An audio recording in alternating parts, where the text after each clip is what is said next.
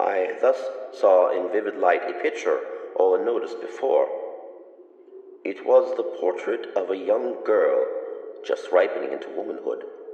I glanced at the painting hurriedly and then closed my eyes. Why I did this was not at first apparent even to my own perception, but while my lids remained thus shut, I ran over in my mind my reason for so shutting them. It was an impulsive movement to gain time for thought, to make sure that the vision had not deceived me, to calm and subdue my fancy for a more sober and certain gaze. In a very few moments I again looked fixedly at the painting.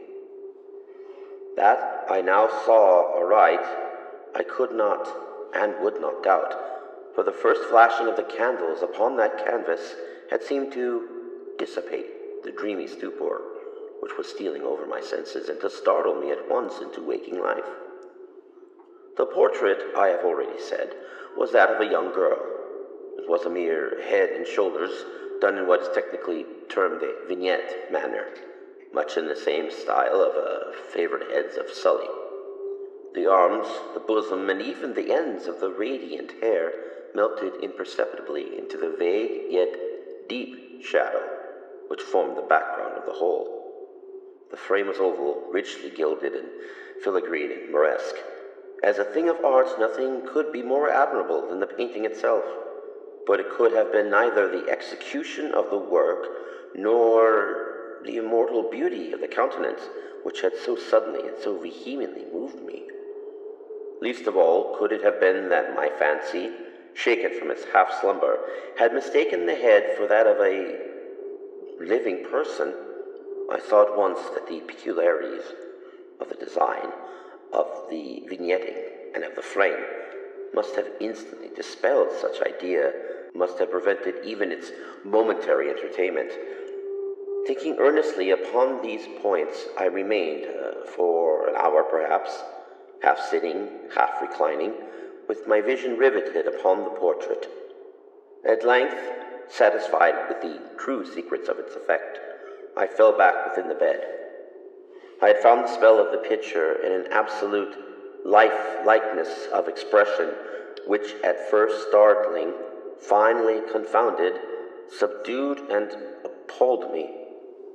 With a deep and reverent awe, I replaced the candelabrum in its former position.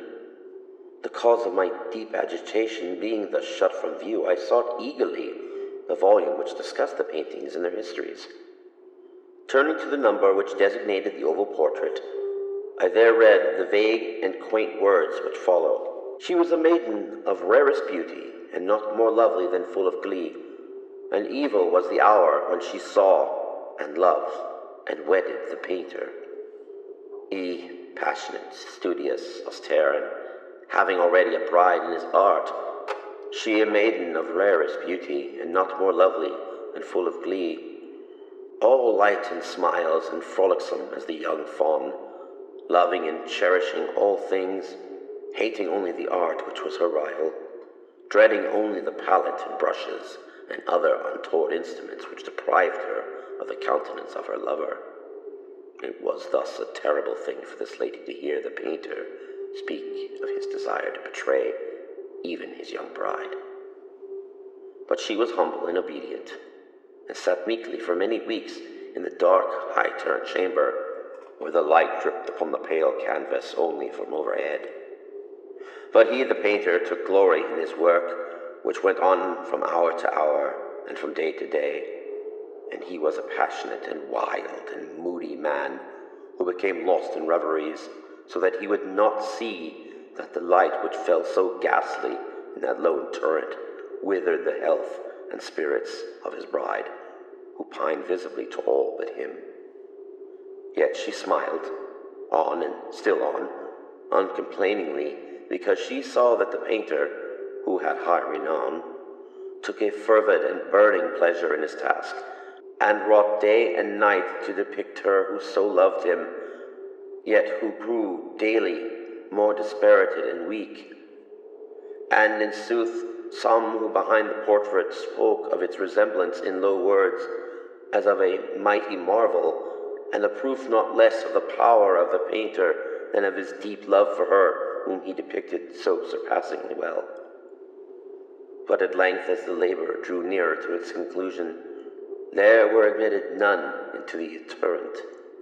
The painter had grown wild with the ardor of his work, and turned his eyes from the canvas rarely, even to regard the countenance of his wife.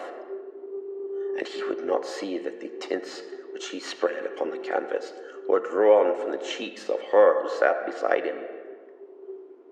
And when many weeks had passed, and but little remained to do save one brush upon the mouth and one tint upon the eye, the spirit of the lady again flickered up as the flame within the socket of the lamp, and then the brush was given, and then the tint was placed. And for one moment the painter stood entranced before the work which he had wrought, but in the next, while he yet gazed, he grew tremulous and very pallid and aghast, and cried with a loud voice, "This is indeed life itself," turned suddenly to regard his beloved. She was dead.